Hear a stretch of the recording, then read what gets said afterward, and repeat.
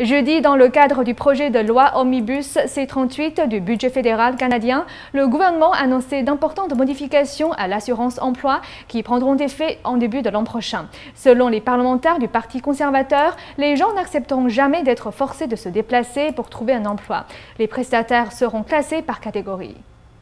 Depuis un certain temps, la ministre canadienne des Ressources humaines, Jan Finlay, esquivait les questions sur les changements proposés à l'assurance-emploi.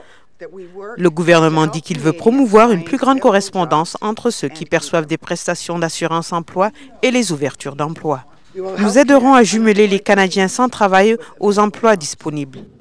Le gouvernement souhaite également que les postes vacants soient comblés par les Canadiens avant de faire appel aux travailleurs étrangers. Le gouvernement prétend qu'il ne s'attend pas à ce que les Canadiens se contentent d'un emploi en dessous de leurs compétences, autrement dit, un ingénieur victime de chômage ne devrait pas pour autant cueillir des fruits.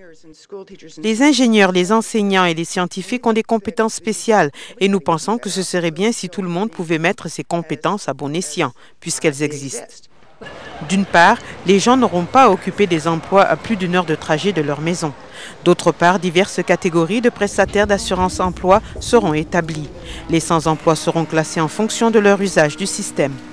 Les utilisateurs à répétition de l'assurance-emploi récidivistes et les travailleurs temporaires saisonniers qui entrent et sortent du domaine du tourisme et de la pêche seront touchés.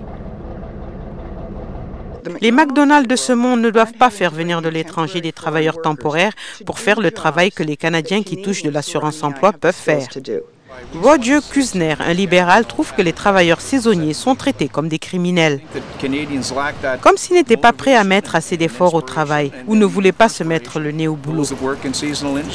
Le Parti néo-démocrate accuse le message du gouvernement d'être moche et mesquin. Cela insinue qu'ils sont paresseux et qu'ils ne veulent pas travailler.